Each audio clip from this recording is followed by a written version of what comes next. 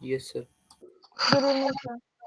Good evening, all. Good So we are evening. going to study about three different topics here. One is about the nucleic acids. Then comes something about the so-called protein synthesis, in which we again have a subtopic called as genetic code. So altogether, we are going to study three topics. Okay, so we will be beginning with the structures first. So let me just share my screen. So in the entire organic compounds, like we have carbohydrates, we have proteins, we have lipids, then we have nucleic acids. So we are not actually going to read any of these three: carbohydrate, nor protein, nor fat. We are just learning about the concepts of nucleic acids only. Okay, because this is very much important for your so-called examination point of view, and also it is required for understanding the so-called process of protein synthesis in a cell. Okay, so let me just share my slides.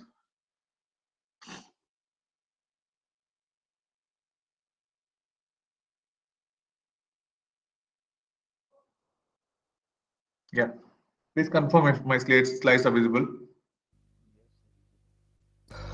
Yes, sir. It's visible.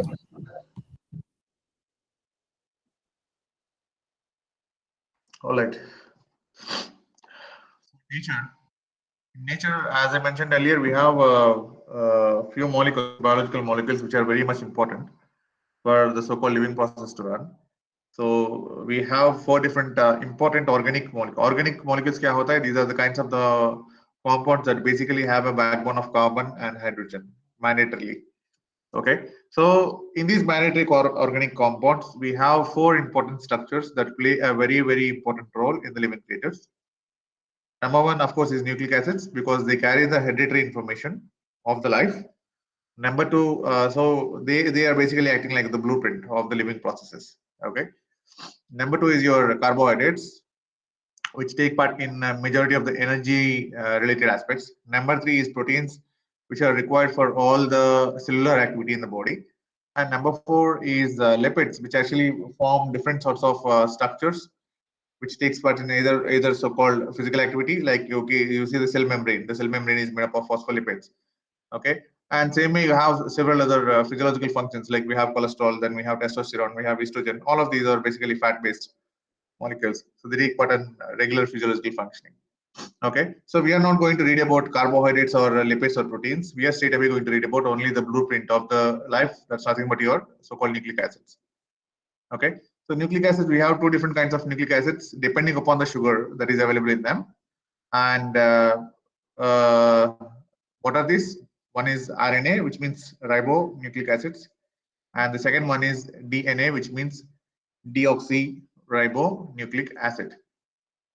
Okay, so let's see this central dogma of life. How does the genetic information basically help in living process? Number one, we have a DNA. So the DNA is usually double stranded in nature, and it's very big. Okay, so what does the DNA have? The DNA have all the information pertaining to the life. Okay, so how is it arranged? It is arranged in several segments called as genes. Okay, now the genes varies from a creature to creature, and also sometimes it varies from persons to persons, creating something called as genetic diversity. Okay, so we are not limited with very few number of genes. Rather, we have like millions and millions of genes available across the universe. Okay, so when we want to express certain content of a gene, like let's say now I'm talking, and for me to like get the energy related to the so-called muscular movement of my vocal cords, I let's say out of 10,000 genes, let's say some 500 genes has to get activated. So I should not be completely like chopping down my entire DNA to do that, or I should not be segregating my entire DNA to do that. Fine. So what can I do? The next thing that I can do is that I have to like make the process, the so-called gene getting activated, and go ahead. But if I have to do that, I have to like bring out the entire DNA, which is again an energy consuming affair. So what's the next best thing that we can do? Then we have another small process called as transcription, where we have a scripture available on the DNA, and this scripture available on the DNA tends to be copied onto a smaller short-lived version of RNA known as messenger RNA. Okay, Now, why are we calling it as messenger? Because it is carrying the same message that was earlier available on the DNA, and hence we call it as messenger RNA. Okay, so the process is called as transcription. What are you doing? You're simply transferring the script of your DNA onto a short-lived, smaller version of your RNA. So RNA, so this way, at this point of time, 500 of genes which got activated will be transcribing and producing 500 different versions of messenger RNAs. Now these messenger RNAs are also carrying the genetic code, and this genetic code has to be decoded. So what do we call the process as? Translation. The decoding process is called as translation. So genes, usually genes are made up of segments called as genetic codes. Okay. Now these codes has to be translated in order to give you a product. The product can be a polypeptide, simply a small amino acid chain, or it can be a very big amino acid chain known as protein. Okay. And this protein, which tends to get functional eventually, will be taking part in a cellular activity. Okay तो जैसे मेरे अभी vocal cords का contraction and relaxation हो रहा है, जैसे मेरा so called air pressure regulation हो रहा है, so all of these are able to liberate something called as the synchronous waves or sound waves, right? And it's able to actually reach your auditory receptors. So इसी तरह body में जितना भी functions होता है, बॉडी में जितना भी सेंसेशंस होता है, all of these basically have a blueprint available. कौन सा सेंसेशन के लिए कौन सा जीन्स एक्टिवेट होना है, all these already is imprinted on your DNA. Okay, so this way the entire central dogma of life keeps running from DNA to RNA, RNA to protein. The protein will be achieving the function. Okay, so let's study about the so-called basis of this DNA or RNA. So the DNA, what are the three different components that are basically required here? Number one is your nitrogen base. Okay, so what is this nitrogen base? This is nothing but we have a benzene, and the benzene tends to get modified at first and third position, where we eliminate the carbon and we insert a nitrogen. Okay, just see benzene ka structure. I assume that everybody of you know, everyone here in the classroom know. So in the benzene structure, let's replace the first and third carbon with the nitrogen. This sort of a ring is called as pyrimidine ring. Pyrimidine ring. Pyrimidine is the shortest nitrogen base available. Now, to this, let's add few more nitrogens and make it cyclic. And this kind of a version is called as purine. So we have a pyrimidine version and we have a purine version of nitrogen bases. Okay. So on this pyrimidine and on this purine, we have different functional groups available. So what are these different functional groups? Let's look at the purines. So we have amino group available, and this kind of a purine is called as adenine. Okay. So we abbreviate it usually as capital A. Adenine is usually nothing but a purine associated with the amino group. Then we have guanine, which means a purine is associated with excuse me, is associated with an oxygen and a nitrogen amine. Okay, so this version is called as guanine, abbreviated as capital G. So this is capital A, this is capital G. Same way in nature we have three different pyrimidines. Same way in nature we have three different pyrimidines. If you just have only aminopyrimidine, then you call it a cytosine. Oxyamino. So oxyaminocytosine is oxyaminopyrimidine is cytosine. Okay. So you have an oxyamino group in purine also. You have an oxyamino group in pyrimidine also. Oxyaminopyrimidine is guanine. Oxyaminopyrimidine is cytosine. Okay. Then we have another pyrimidine which has only oxygens available. So it's like dioxypyrimidine. Okay, so the dioxypyrimidine is called as uracil, and we have a third one which is just a modification of this uracil, where you are going to add a methyl group of the fifth carbon. Okay, so this kind of a pyrimidine is called as thymine. So this is abbreviated as capital C, this as capital U, and this as capital T. These structures I'm just explaining for better understanding purpose only. You don't have to recognize or recall this entire structure. Okay, so what are the things that are available in the nature? We have two purines. One is A, then the other one is G, and we have three pyrimidines, C, U, and T. Okay, so how does the distribution happens? In case of DNA and RNA, the purines are common. The purines, adenine and guanine, are common in case of both DNA and RNA. And coming to the pyrimidines, cytosine is common in both DNA and RNA. What is the difference then? The difference is that in RNA you find only uracil, which is nothing but the deoxypyrimidine, and in DNA you find deoxymethylated pyrimidine called as thymine. So this is one of the difference that you find between the DNA and RNA. This you find in DNA and this you find in RNA. This is uracil, this is thymine. So T in case of DNA, U in case of RNA. These three are common structures that we see in both DNA and RNA. Okay, fine. Now, for a nucleic acid to form, you require a nitrogen base followed by you require sugar. So what sort of sugars do we usually have? We have a 5-carbon sugar. Usually carbohydrate kya hota hai? These are kind of organic compounds which can be linear or which can be cyclic in nature, where you tend to see that one of the carbon is associated with a aldehyde or a keto group. Okay, like as seen here, yeah. You see here, for example, this was a keto. Okay, so carbohydrates में ये keto group के अलावा बाकी groups में देख लीजिए, you tend to have a binding of a hydroxy OH group. Okay, so such kind of things are called as sugars. Now we have a 5-carbon sugar named as ribose. Okay, we have a sugar named as ribose. The ribose takes a furanose form. Furanose matlab it's a cyclic format where your oxygen is going to act as a central atom, and this forms a cycle. Okay, leaving one of the carbon at the edge. So this way you have formation of 1, 2, 3, 4, 5 carbon sugar with oxygen at the center of this entire cycle. Okay, so this format is called as furanose form. So yahan pe you can see that all of these carbons are basically bearing OH except this one, because this was forming the so-called keto group with this oxygen. Okay, बाकी सब में आपका OH group availability है. So this ribose tends to get interacted with the purine or a pyrimidine through a covalent linkage. Okay, through a covalent linkage, forming something called as a nucleoside. Okay, nucleoside क्या होता है? It's a combination of a base and a combination of a sugar. Both of them together form something called as nucleoside. In a nucleoside, if it's a ribose sugar, you can call it as ribonucleoside. If it's a deoxyribose sugar, then you can call it as deoxyribonucleoside. Okay, so ribo deoxy के बीच में अंतर क्या है? Look at the second carbon, number 2. So here the second carbon is normal. It has a hydroxy group. But look at the second carbon here.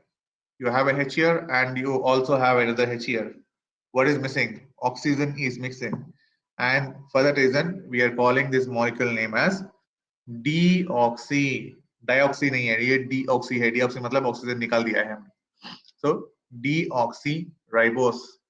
Okay, nothing but a modified version of the ribose only, where you don't have an oxygen on the second carbon. So this, if it gets interacted with the base, then you call it as deoxyribonucleoside. Okay, so what do we have in a side? You have a base and a sugar. So this way, if the interaction is happening with the ribose sugar, then you tend to form RNA, matlab ribonucleic acid. If the interaction is happening with the deoxyribose sugar, then we tend to form something called as DNA, which means deoxyribonucleic acid. Okay, so the naming is basically coming because of the sugars that are interacting. Okay, it's because of the sugars that are interacting. So you can look at the linear format here. So this is aldehyde here, this is the aldehyde here, number 1 is aldehyde here. Number 2, you can see we have a OH group here. We have an OH group being modified where we have deoxygenated the carbon here, resulting in formation of a deoxyribose sugar. Okay, so these two are the only sugars that can interact with the nitrogen bases and form something called as nucleic acids. Now, what is the third component that we usually need? The third component is the phosphate, PO4. Okay, the third component is the PO4. So if you look at the PO4, this is like one of the high energy transfer molecule that is available in nature. And this high energy transfer molecule plays a very, very important role in making the so-called chains of DNA or RNA. Okay, so how does it interact? How does it interact on a DNA or an RNA? How does it interact? So you can see this furanous form. The furanous form basically has a fifth carbon which is at the edge. ये पांचवा carbon जो है ये बाहर है, right? So this fifth carbon tends to establish a ester linkage with the incoming phosphate. You can see we have ester linkage here and we have one ester linkage here formed between so-called the RNA and phosphate and the so-called DNA and the phosphate. Okay, so this combination of the so-called nucleoside with the phosphate is called as nucleotide. Side में क्या होता है, सिर्फ ये दो होता है. Tide में क्या होता है, 1, 2 और 3. This is simply a nitrogen base. This with sugar is nucleoside. This with sugar and with phosphate is nucleotide. Okay, so this is tide, this is tide. So this way we have formation of something called as a nucleotide. एक बार nucleotide form होने के बाद we have to extend the molecule. We have to make sure that the chain is growing. So how does the chain grow? So it starts at the 5th position. आपका पहला bonding हो गया है. This is your first ester that is established. The same phosphate will tend to interact with the another nucleoside. And who's the interacting partner here? The third carbon. Okay, so the third carbon is interacting. Good. So this way we have one ester linkage here and we have another ester link here. So such kind of a bridge is called as phosphodiester bridge. You see, we have one ester here and we have another ester here, and hence we are calling it as phosphodiester bridge. So this way, when you want to establish a long chain of a DNA or a long chain of an RNA, you see the kind of the interaction happening. It starts at 5 phosphate 3, again 5 phosphate 3, again 5 phosphate 3. So this way, on any DNA chain or on any RNA chain, whenever you are going to look at the synthesis pattern, it always begins with the 5th carbon, it always ends at the 3rd carbon. Okay, and hence we call the direction as 5 prime to 3 prime. Okay, so आप जब भी RNA का chain देखेंगे या DNA का chain देखेंगे, you usually come across these numbers. What does this number indicate? This indicates about the starting point of the chain and it indicates about the ending point of the chain. So 5 is the starting point every time, 3 is the ending point every time. Okay, so this is how a chain of a DNA or a chain of a RNA is established. Okay, now moving on to the concept called as base pairing. So fine, now we have actually observed how a DNA chain is established, how a RNA chain is established. Good. But in a DNA, usually when you're actually looking at a DNA or an RNA, the DNA looks double chained, okay, whereas RNA looks single chain. So double chaining. So when you are actually going for 2 standard structures, you usually should undergo some sort of a bonding. So what bonding do they undergo? They undergo weakest interactions, one of which is hydrogen bonds. Okay, so you see that we have formation of this bonding between the so-called highly electropositive hydrogen atom in this and highly electronegative atoms in this particular molecule. So on both the molecules, we have the so-called interaction happening through hydrogen bonding, one of the weakest bondings in the nature. Okay, so does it happen between everything or is it very specific? Okay, there are certain rules. What are the rules? Number 1, purines never ever interact with purines. No way. Same way, pyrimidines never ever interact with other pyrimidines. So purine और purine का connection बनता नहीं है. Same way, pyrimidine and pyrimidine का connection भी बनता नहीं है. Okay, so how do they interact then? So thermodynamically stable interactions are found between only 3 combinations. What are these 3 combinations? The first combination, adenine and thymine, A and T. So this is A, this is T. Okay, between A and T, only 2 hydrogen interactions were found to be formed, and this interaction was found to be stable thermodynamically. This is interaction number 1. How many bonds? Between A and T, it's 2 hydrogen bonds. Then comes second interaction, which usually you don't find naturally, but when your RNA molecule is being built or whenever your RNA is self-looping, in that case you see the pairing. So A will be pairing up with U in case of RNA. Okay, so DNA or RNA के बीच में एक ही अंतर है, that's because of T or U, but adenine will be always going for pairing with T in case of DNA or in U case of RNA. Okay, this is the most what do you say, thumb rule. You can actually say this as like one of the standard mandatory rules. Now second rule, G always pairs with the C. Okay, this is oxyamino, this is oxyamino. So these oxyamino partners tends to interact, and their interaction will be by 3 hydrogen bonds. You can see one is formed between this amino and oxy, then you have amino-amino interaction, then you have amino and oxy interaction here. So this way we have 3 hydrogen bonds established between G and C. Okay, so 2 for AT or AU, 3 for GC. This you have to remember. You may have a calculation coming on the bonding patterns.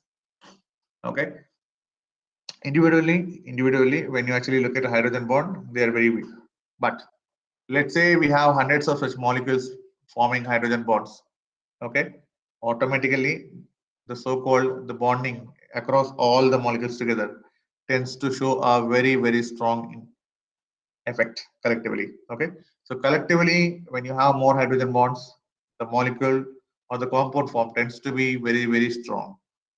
Okay, if it's 1 or 2, probably it's weak.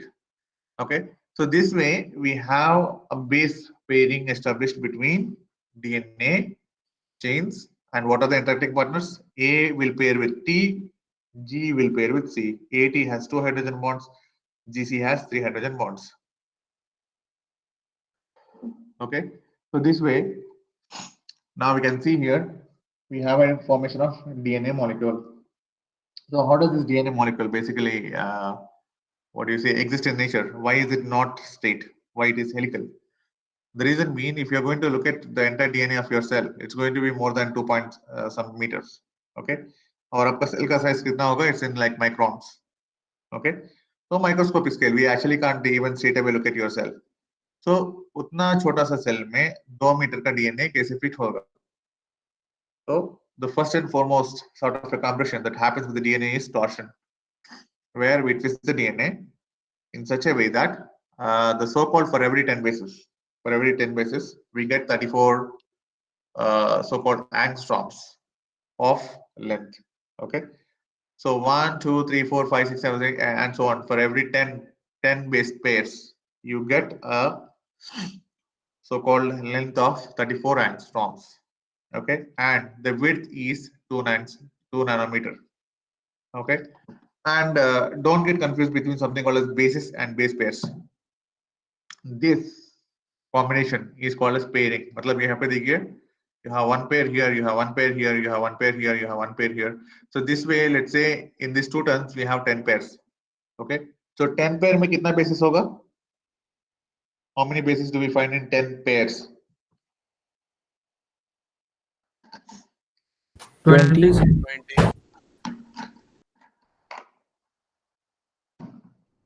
Very good. It's 20 pairs. Sorry, it's 20 bases. So in a question, if you get simply bases, straight away go ahead with the answer. If you get base pairs, always remember you have to multiply the content with 2. Okay, because they are in pairs. Okay, so what are the properties of the DNA? Usually the DNA will be forming a twist, but when it forms a twist, it's not uniform. It's unequal in nature. Why unequal? Look at the way it has been formed. जब ये twisting form हो रहा है, आप twisting में देख लीजिए, you see that we have something called as a grooving. Okay, ये grooving जो है एक तरफ छोटा है और एक तरफ बड़ा है. And alternative twist में देख लीजिए, एक तरफ बड़ा है और एक तरफ छोटा है. So this major groove is altering its position with every turn, and same with the minor groove. So you have unequal so-called torsion happening, because of which you have a major groove and a minor groove formation, and this major and minor grooves alter with every turn. Okay, so this is something that you have to note. Second thing that you have to mention is about for every 10 base pairs, the length is 34 angstroms, the width of the DNA is 2 nanometer, okay, and the chains always runs in anti-parallel fashion. Anti-parallel. What is this thing again? Look at the way a new chain is getting established. As I said earlier, for a DNA chain to get established or for a RNA chain to get established, the starting point is always 5 and the ending point is always 3. Okay. लेकिन आप जब base pairing concepts को देखेंगे, okay, when you actually go for a base pairing concept, let me show you the sugar orientation. Yeah, look at the sugar orientation in the base pairing. The pairing is possible only when the sugars are in opposite orientation. Okay, the pairing is possible only when the sugars are in opposite orientation. मतलब यहाँ पे अगर आपका 5वां position है तो automatically आपके यहाँ पे तीसरा पोजीशन होगा. Okay, so if this chain is building in this direction, automatically this chain should go in this direction. So these two, based on the sugar orientations and all, we see that they are anti-parallel in nature, and that's the reason why you see that when we are mentioning this DNA, you see on one chain you find 5 here and the other chain you find 3 here automatically. Same way, look at the starting point, we have a 5 here and this chain ends here at the third position. Okay, तो इसमें एक original chain होगा और एक उसका basis पे build किया हुआ चेन होगा. Okay, original chain क्या है? That is nothing but the chain which is really carrying your so-called genetic code or the genes. That is one of the chain. We call it as sense chain. Okay, इसमें एक sense chain होगा और एक anti-sense chain होगा. Anti-sense chain is nothing but it's simply a complementary chain built for supporting the DNA stability. Okay, and this way we have two chains running anti-parallelly with the different sort of parameters. All of them you can actually note down regarding the major groove, minor groove, altering with every turn, regarding 10 base pair per length, regarding the width, and also regarding the so-called positioning of the so-called carbons and all. Okay, so this is how a DNA structure is being established. Now we have a rule called as Chargaff rule. Okay, based on the base pairing concept. Many people have actually did a lot of experiments. Okay, so in their experiments, one of the fellow find out that the so-called content, if you are able to identify the content of one particular base, automatically you will be able to identify the rest of the contents. Okay, that rule is called as Chargaff rule. So what does he say? Let's see. So in a DNA molecule, the percentage of purine and the percentage of pyrimidine are always equal. मतलब purine का प्रतिशत 50 होना चाहिए. At the same time, pyrimidine का प्रतिशत भी 50 होना चाहिए. So 50% of purine, 50% of pyrimidine. Okay. So good. Now, how do we do that? How do we calculate that? So purine में क्या क्या है? We have adenine and guanine. Pyrimidine में क्या क्या है? We have cytosine and thymine.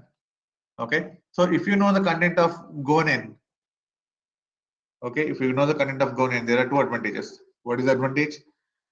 Guanine always goes for a pairing with cytosine. So इसका जितना content होगा, same cytosine का भी content होगा. Okay. Okay. So let's say in 100%, let's say guanine is 15%. Automatically, its binding partner is cytosine, and hence cytosine percent is also 15. Good. Now, what does the rule say? The content of purine is 50%. So guanine को 50% में से हटा दीजिए. 50 minus 15. How much do we get? 35. So we get a of 35%. Okay. So automatically you also tend to get T of 35%. तो इस तरह 100% में अगर आपको कोई ना कोई एक बेस का कंटेंट पता होगा, automatically you will be able to identify the number of bases or the percentage of bases for the rest of the nucleic acids. Okay. So with this, let's do a small calculation. I'll be giving you a problem. Try to do the solution. I'm just mentioning the problem on the chat box.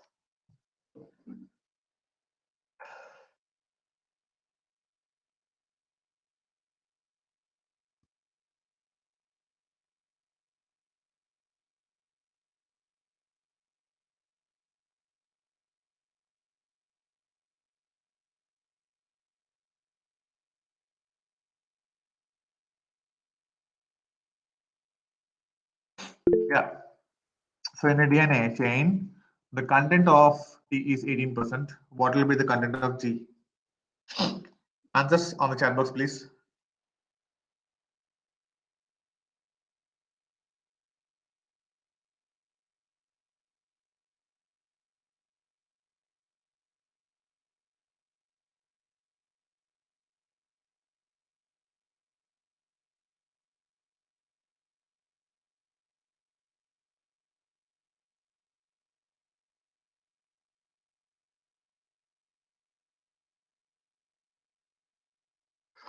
Very good, very good. It's 32%. Okay, so simple calculation. So इसी तरफ let's extend the question to hydrogen bonding.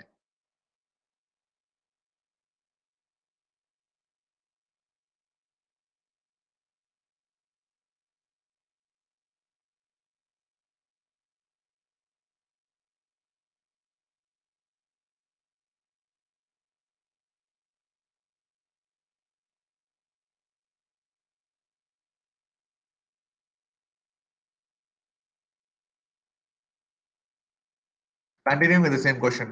See, आपका DNA molecule है. DNA molecule का अभी मैंने length दे दिया है. Length कितना है? 100 base pairs. There's a difference between bases and pairs. So you have to calculate accordingly. So we have 100 base pairs of a DNA in which T content is 18%. Now you tell me the total number of hydrogen bonds available in the entire DNA.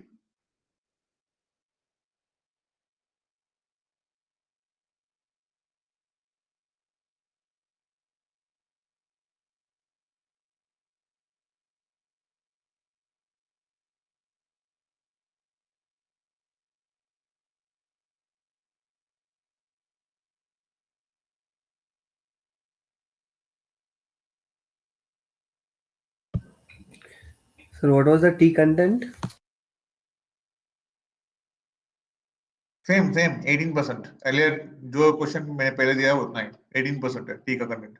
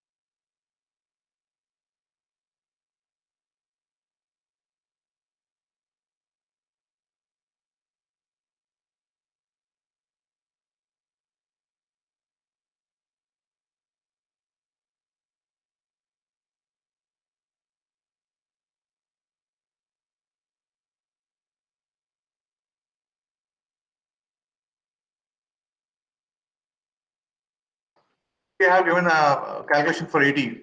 A part of the calculation has been given. Kindly look at it.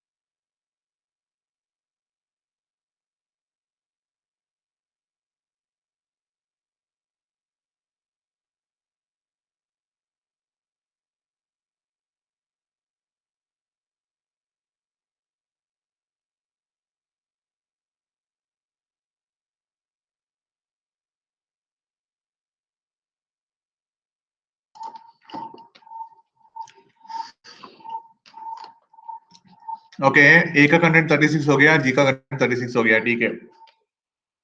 Okay, so out of 200, A and T are 36 and 36. So 72 चला गया. Fine. How much are we left with?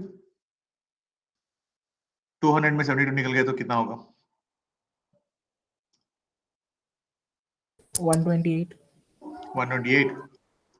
So 128, we have 128 of G and C together.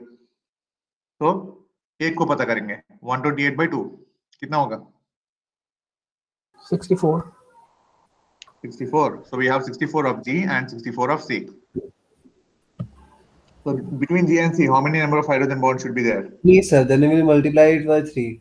Yeah. So how much do we get? GC content is 64 into 3.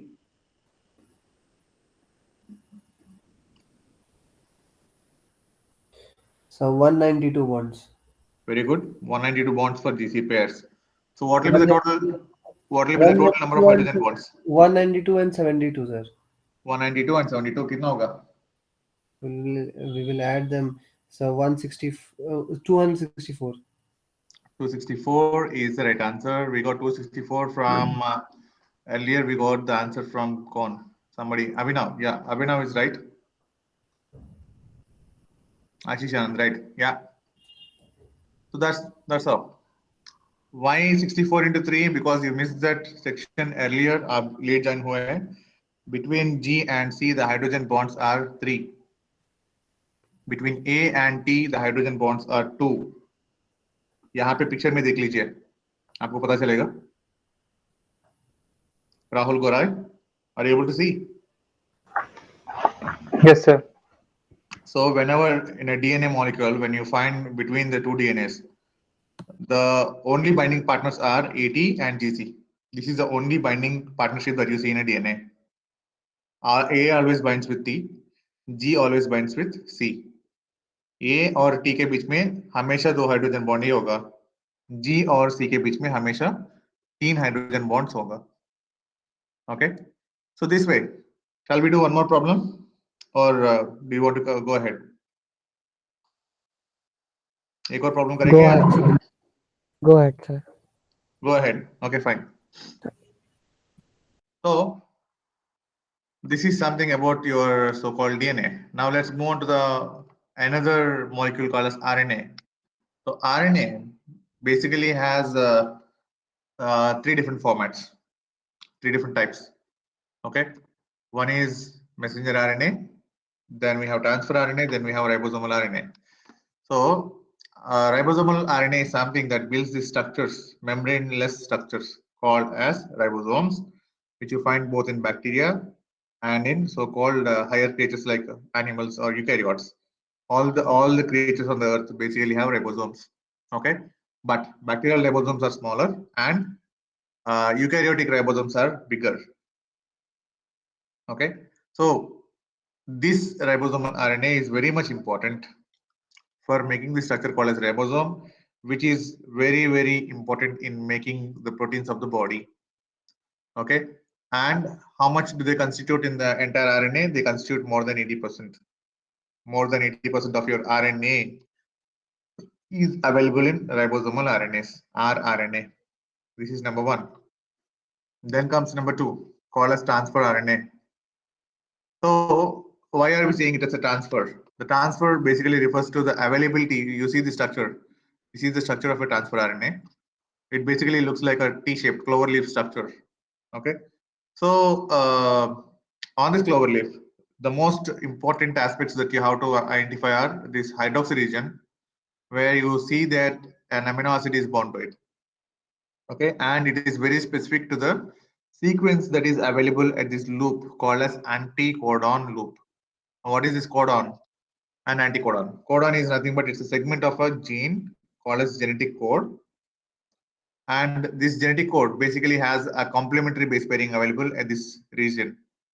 Okay, known as anticodon loop. So based on the arrangement of the so-called bases available here, the amino acids can vary. Okay, And these are something that gets transferred during the protein synthesis, and hence you call this entire structure as transfer RNA.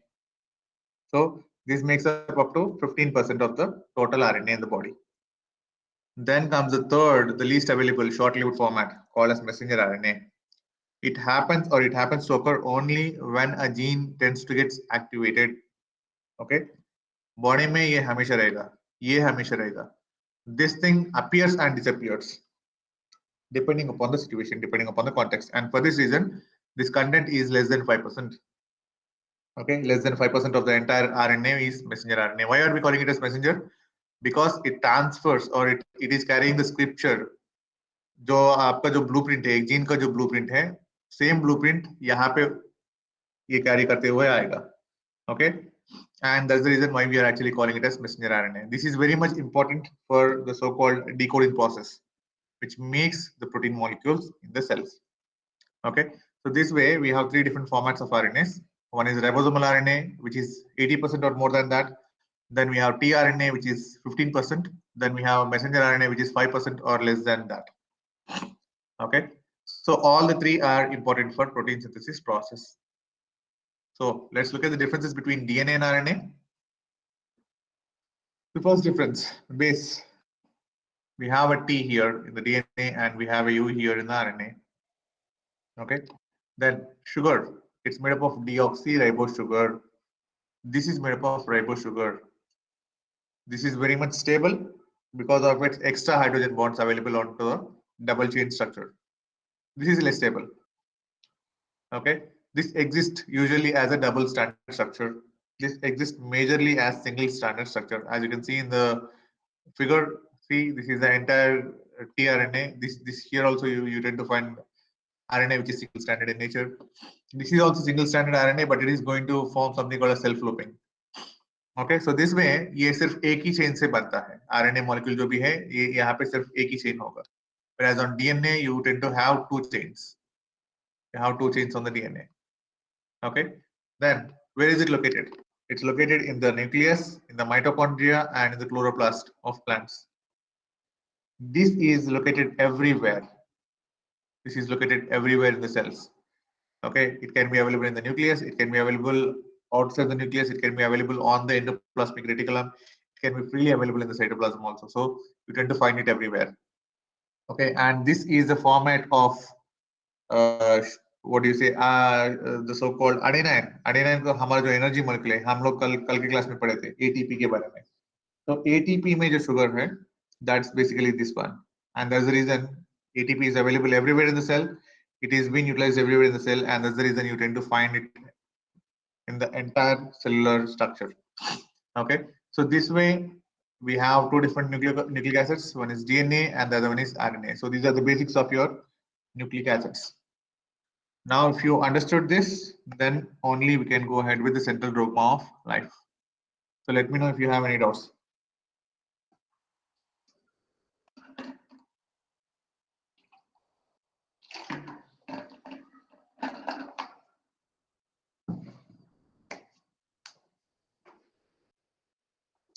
Let me know if you have any doubts, please. Okay, if there are no doubts, then we can go ahead with the next topic. Why DNA is more stable? The DNA is existing in a double-stranded format.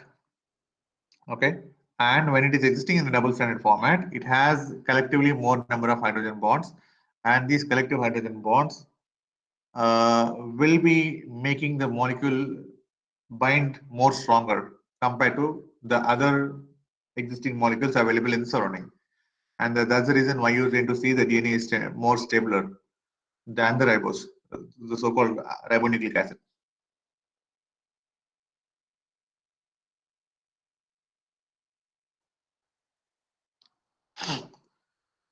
Sir, the codon and anticodon part.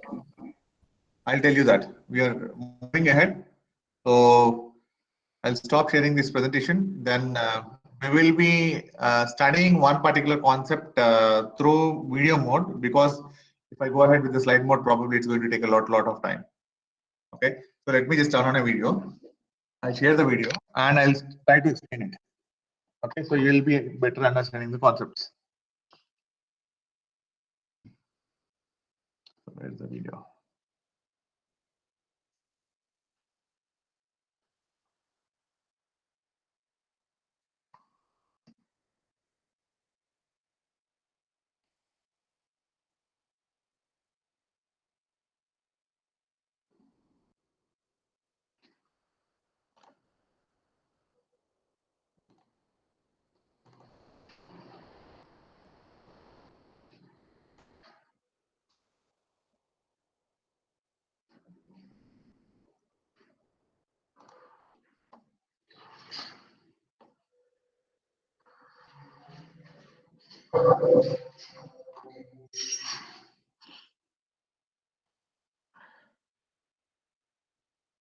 So is this video visible to every one of you?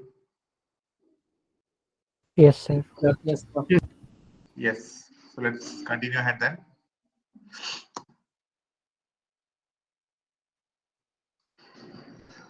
As you can see, this is your DNA molecule.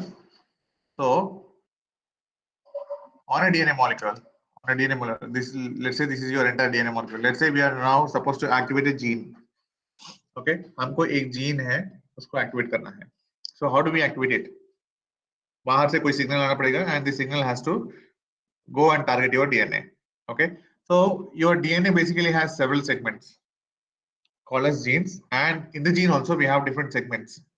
So gene के अंदर भी बहुत सारे segments हैं, and gene की बाहर की तरफ nearby areas also we have several different regions. Okay, so the region which is before the gene, this region, it's called as upstream region, and this region is called as downstream region.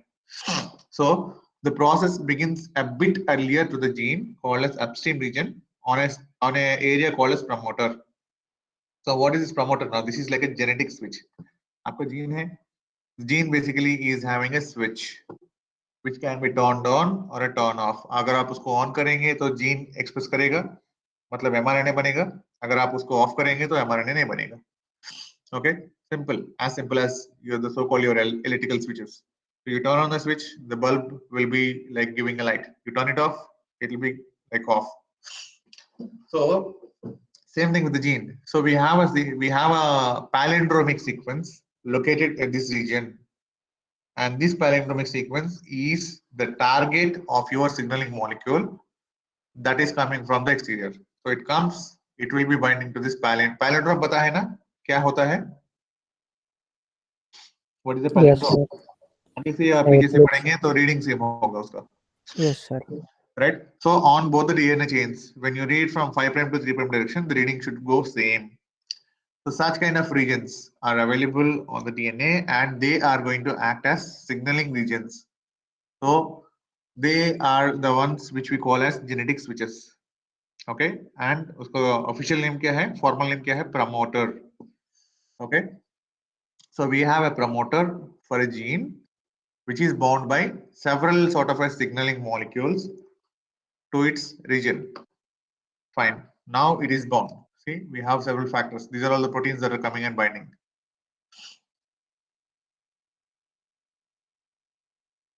So as soon as the required factors bound to it, the process is initiated. What are we actually initiating? So we are trying to build a copy of a DNA, but this is not the exact DNA molecule that we are building. We are actually trying to copy the content of the DNA onto a RNA molecule. Okay, so who's building the process? The building is done by this blue color molecule that you're seeing here. This is called as RNA polymerase. So what does it do? It starts to take all the free bases available in the nucleus. This is your nucleus. So nucleus में आप ये सब yellow dots को देख रहे हैं ना, ये सब आपका free bases है. Okay, so these free bases are picked up and they are added according to the complementary base pairing available on your antisense chain. Now, who of you remember what is sense chain and what is antisense chain? Sense क्या होता है, antisense क्या होता है? कोई बता सकते हैं? आपका डीएनए में दो चेन है ना, एक सेंस है और एक एंटीसेंस है. सेंस क्या होता है और एंटीसेंस क्या होता है?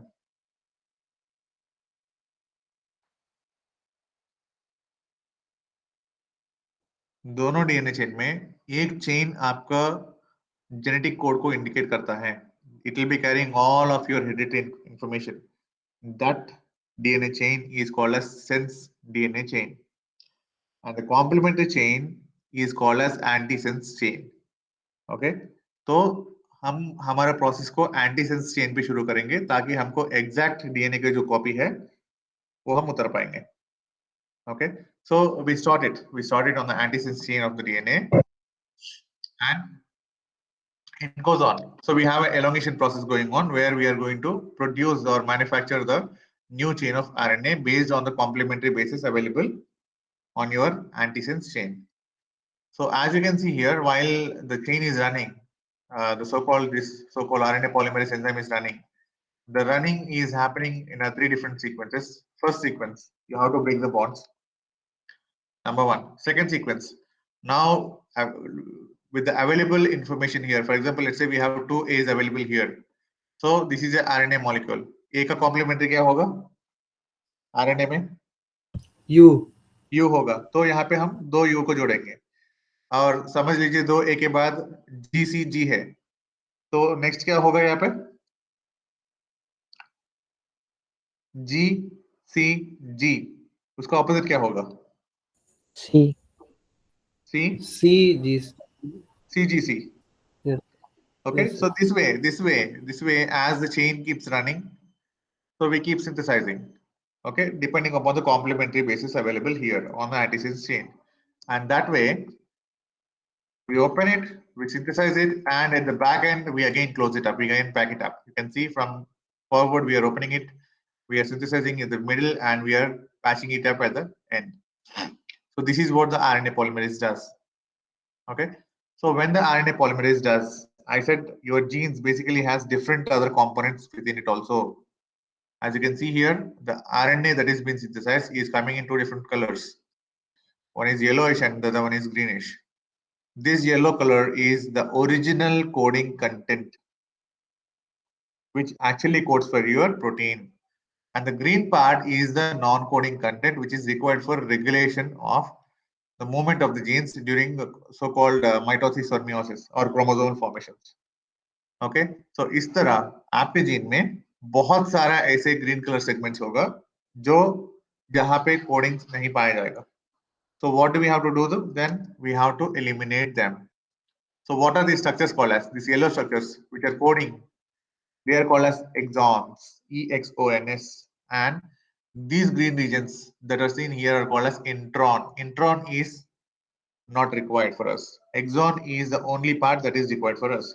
So हम लोग जब RNA बनाएंगे, messenger RNA को बनाएंगे, तो automatically it will be starting from the beginning called as cap region followed by your entire gene region which bears exons and introns.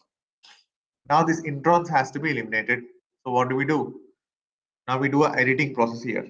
So as this is a RNA, messenger RNA, the process can be called as mRNA editing. Okay, the process is called as mRNA editing. So mRNA editing में हम क्या कर रहे हैं? ये जो RNA जो अभी जो आया है, this is immature. We have to process it and make it mature. What is maturity? It means that we have to have only this yellow color coding regions, and we have to remove all the non-coding parts. So pasting off or the so-called availability of only exon part make the RNA molecule mature, and the so-called removal of intronic part is necessary for that. How do we do that? By employing a different set of factors together called as spliceosomes. So what do these spliceosomes do? They do 3 jobs. Number 1, they bind together at the junctions of exon and intron. They have recognition signals here again. Based on the recognition signal, they bind. Good. Now they employ or recruit an enzyme that can actually cut the bonds between the exon and the intron. So the exon and intron junctions are broken down. Just give me a minute. Hello. Yes. Madam. Madam. Yes, madam.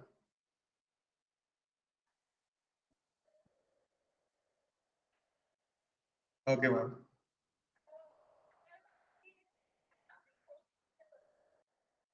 Okay, ma'am. कोई किसी problem नहीं ma'am, किसी problem नहीं ma'am. आ गया. ठीक हो see ma'am, ठीक हो see ma'am. I'll join ma'am.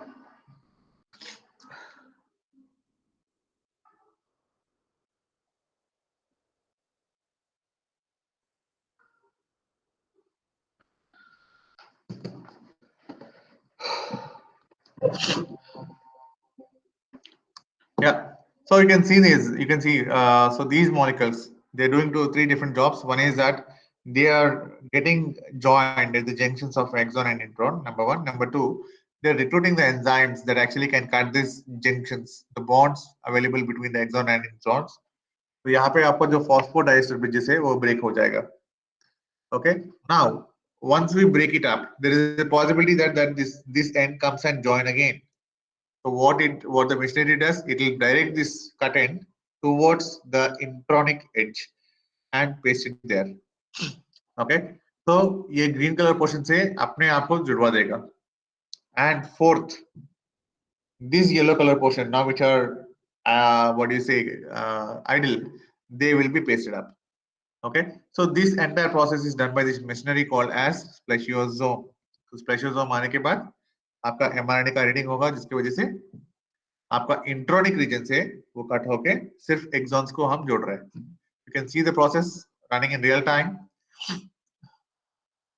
So first we will be having a cut somewhere here and this will be straight away pasted to this same intronic segment so that it further doesn't go back and again meet with the exon. So you can see the pasting has happened here and now these two will be joined. So this way on your RNA you may have several exons followed by several introns intermediately. So we have to remove all of these intermediate introns and sequentially we eliminate them. Once we eliminate them, now this format of RNA with only codes is called as matured form of RNA. Okay, so this is the matured form of RNA. So this matured form of RNA, now it has to move out. Now it has to move out of the nucleus and get into the cytoplasm where you have all the so-called active functional elements which are nothing but your tRNAs. So your screen isn't visible. Yeah, I have stopped sharing it. So which has all the tRNAs and ribosomes available in the cytoplasm. So at the cytoplasm, the decoding process happens. So for the decoding process to understand, you have to understand the concept of genetic code. Just give me a minute.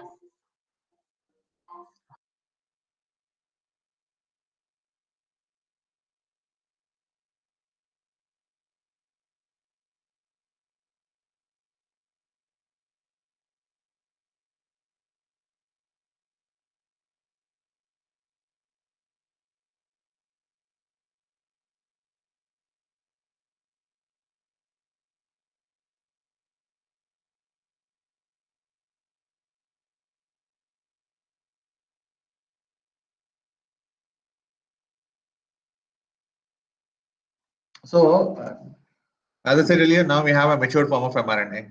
So why we are saying it is mature, and we are actually talking about the original codes. So what are these codes and how are they formed? What do they represent? So let's talk about that.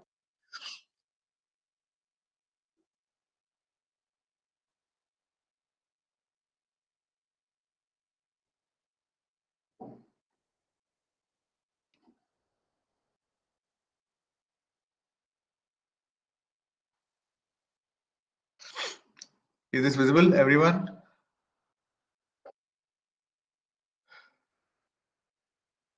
Is it visible, everyone?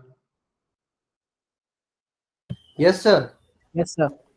Yeah. Yes, sir. So let's say this is the way our mRNA molecule has come up. Okay. तो हमारा mRNA molecule जब भी आता है एक difference आप find करेंगे DNA और इसके बीच में. What is it? This thing, U. So wherever you find T, you will be finding U. That is the only difference. Fine. Now let's say this RNA chain has 21 bases in it. Okay. So these 21 bases are arranged in a sequence, state sequence, where we are dividing them into compartments of 3 or triplicates. Okay. So the first triplicate is called as codon number 1, second triplicate as codon number 2, third one as codon number 3, fourth one as codon number 4 and so on. So इस तरह आपके RNA में mature form of RNA में जितने भी codes होगा वो सारे codes को हम ये triplicates में divide करेंगे. Why triplicate? Because your genetic code always will be formed in the form of a 3 bases. Okay. हम हमारे genetic code को भी जब भी read करते हैं, the reading process of the codes happens to be in triplicates. So we distribute or we divide them in triplicates. Okay, so your genetic code is triplet. Good. Now, what are the properties of these genetic codes? Let's look at the same chain. See, we are not at all overlapping one with other. हम यहाँ से शुरू किया है, तीन खत्म होने के बाद ये तीन को ब्लॉक कर रहे हैं and next तीन को हम पकड़ रहे हैं. We are not again starting from the second one or the third one here. Okay, so it is non-overlapping. We do not overlap a code with another code. We begin with first three, we block them, then we begin with next three, then we block them. So each and every triplet after it is been read will be blocked. So it is non-overlapping in nature. It is punctuationless. Between one code and the other code, we are not using a space, nor we are not using a full stop, nor we are not using a comma. Okay, there are no punctuations available between the genetic codes. So it's sequential, it's state. Okay, then the other property is that what does it actually decode for? What does this actually decode for? Okay, we are saying it as a genetic code. ये code है, ये code क्या indicate कर रहा है? Basically, they indicate something called as an amino acid. When we read them, the reading process is done by a molecule called as transfer RNA. So how does the reading happen? The transfer RNA basically has a region called as anticodon loop, which is complementary to the genetic code. Okay. For example, यहाँ पे अगर आपके 3 A है, if you have 3 A's here, what will be the sequence available on the tRNA here? Complementary होना चाहिए. बताइए. यहाँ पे अगर 3 होगा तो यहाँ पे क्या होगा? 3U. 3U होगा. अगर यहाँ पे 3G है तो यहाँ पे क्या होगा? C होगा. 3C.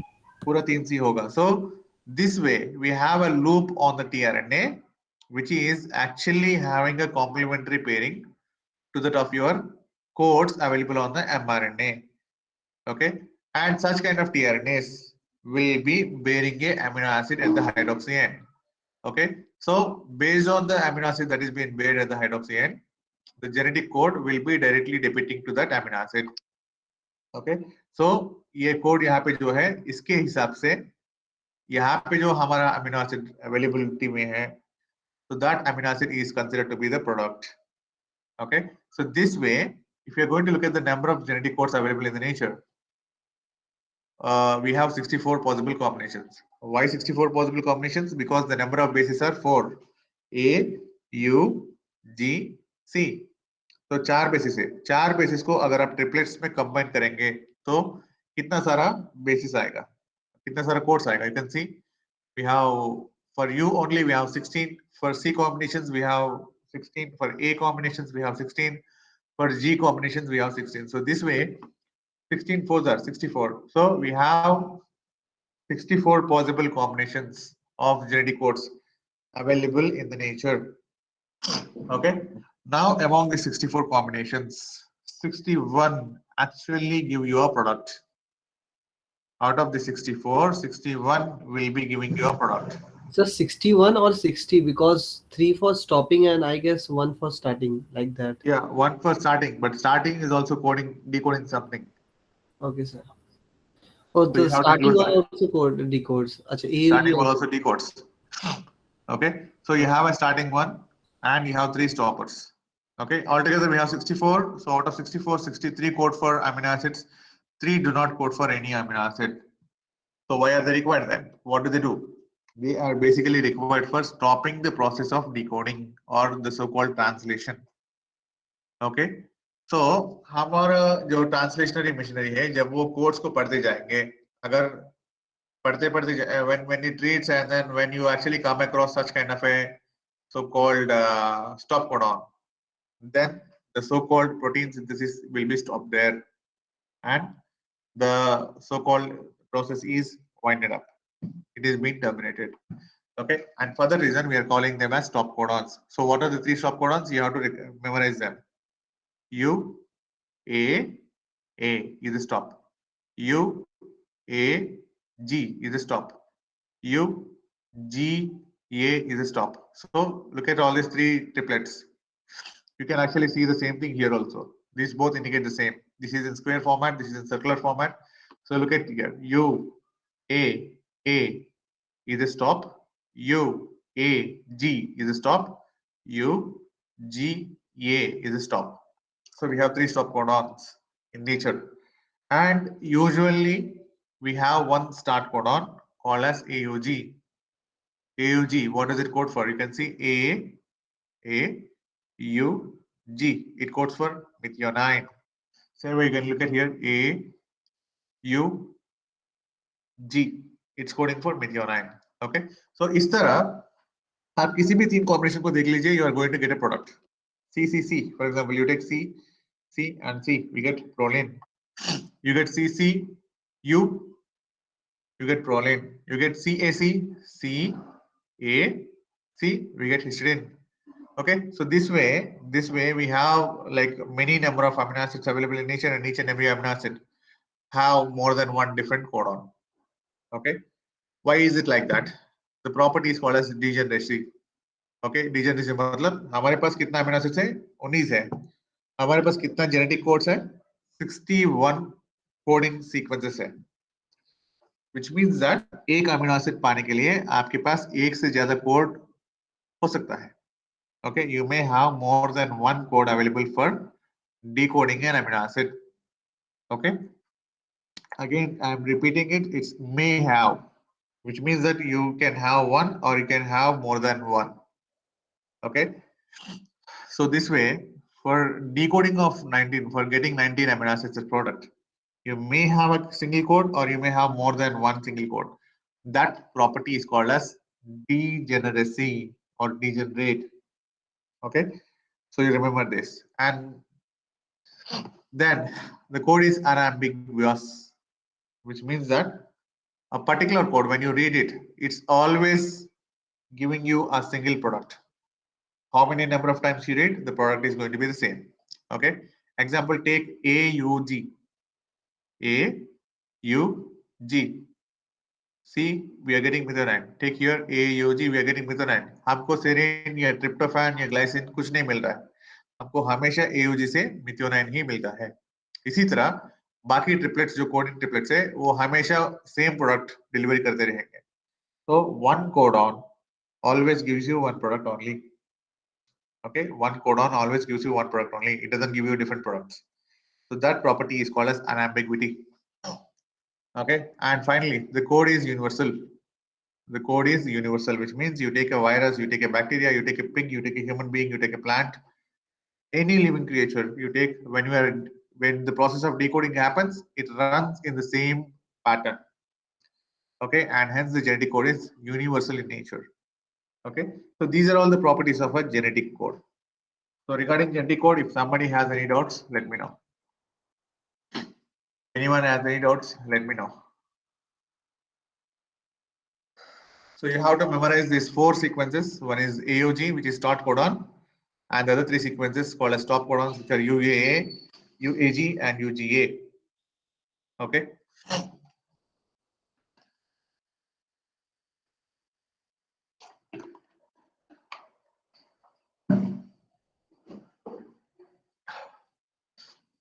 Now let's begin the process of translation.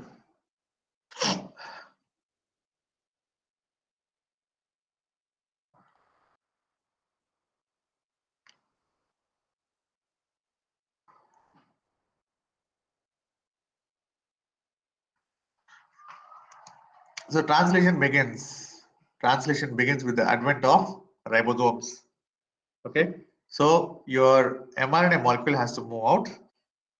Okay, and this mRNA molecule which is moving out basically has several signaling components like a cap and a tail. So the tail and cap portion, make sure that one of the ribosomal units will identify them. Okay, so out of the ribosomal subunits, one of the smallest subunit will be packing it up. So it packs up at the start codon. It packs up at the start codon, which is nothing but your AUG. Okay, so this is your cap region. You see the cap region and you see this region. The cap region doesn't have anything, whereas this region we have codes available on it. Okay, so this way the smaller ribosomal subunit now holds on to the beginning region of your mRNA, which is having your start codon, which is nothing but AUG. Immediately after this packing is done, now we have to sandwich our mRNA, completely seal it up. So the sealing is done by the bigger version of ribosomal fragment. So this is small ribosomal unit, this is largest ribosomal unit. Both of them will be sandwiching your so-called mRNA. So what does this ribosomal bigger unit do? It provides three different areas. One area is for entry of tRNA, other area is for release of your amino acid, and the third area is for exit of tRNA. So this way we have initiated the process of translation. So the first tRNA that should be getting into the translation process should be binding at AUG. तो वो AUG के पास bind करेगा वो तो entry कैसे मारेगा? That will be entering from the amino acyl site, A site. We call it as A site. So A site के through ये अंदर की तरह जाएगा and that binds to the AUG. So binding of AUG मतलब एक codon से जब एक tRNA bind करता है that makes the entire RNA to move by one genetic code. मतलब तीन bases आगे की तरह shift हो जाएंगे. तो ये shifting process की वजह से क्या होगा? यहाँ पे जो आपका रेड कलर डॉट दिख रहा है, this is nothing but your amino acid available. So this amino acid gets released at this site called as peptidyl site or P site. So once it is released, again the so-called chain moves 3 bases ahead or 1 codon ahead. So ये आगे जाने के बाद the bonding between this tRNA loop and the so-called code weakens up and it will be moving out. So we have an entry point called as A site. We have a amino acid leaving site called as P site. We have a exit point called as E site. So we have 3 different sites on your bigger ribosomal fraction. So let's see how the process goes on. First tRNA has come in, release हो गया है, बाहर चला गया. Second tRNA is now getting in. So while the movement is happening, usually the chain will be occupied by 2 RNAs. How? One RNA will be available at the peptidyl site and the second one will be just binding to the A site. Okay. The third one is already leaving the site. Okay. So इस तरह एक particular ribosome में एक entry मारता होगा, एक binding होगा, दूसरा amino acid को release करता होगा. So this way we have 2 tRNAs attached onto the mRNA here. The third one will be usually leaving out. You can see here when they are getting in, these are the tRNAs available in the so-called cytoplasm. So they enter, they come in, they go out. While they are coming in, they are carrying this red color dot. While they are, so this is called as charged tRNA, which means it is charged with the amino acid. And while it is moving out, you can see they are free. There is no red dot available on that. And you can see at the P site, the chain is growing, which means the amino acids are getting bonded and the chain is getting elongated. So you have a chance of forming a protein molecule here. So yeah, this is a so-called cross-sectional view of the same shown in the animation format.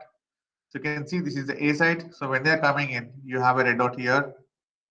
At P site, the red dot is actually getting loosened up and this red dot is getting connected to the existing amino acid chain. And with the T site, you can see the base pairing between these two are lost and this is going out. Okay.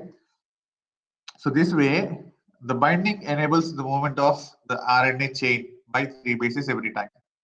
You can see here the bases are determined in the color coded format. Look at one particular color, you will understand it.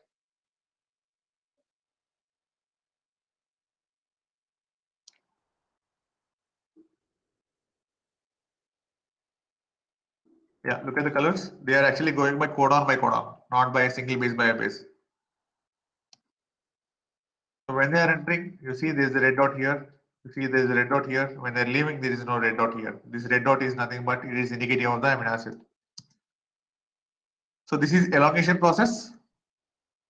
The elongation process continues, and until you get a codon which is bearing a stop signal, the process doesn't get terminated. It gets elongated. वो elongation होता जाएगा. And termination कब होगा? जैसे आपका यहाँ पे stop codon appear होगा, done. All of this disintegrates, and the protein molecule that produced, will be undergoing further modifications, and it will be becoming functional. Okay, and that's how your translation concludes. So we initiate it by the so-called movement of matured form of mRNA into the cytoplasm, where you see the smaller ribosomal fragment binds to it, and followed by that, the larger ribosomal fragment sandwiches it. And the first tRNA to interact will be interacting with AUG, carrying the methionine. So that's your initiation. Followed by, we have several other tRNAs falling in and going out. The entry point is A, amino acid leaving point is P, and the tRNA going as unloaded tRNA will be happening at E point. So this way, all the tRNAs get in and go out. The chain keeps moving ahead by code, and when we encounter a stop codon, the process gets terminated. So this is how a protein synthesis happens in nature. Any doubts?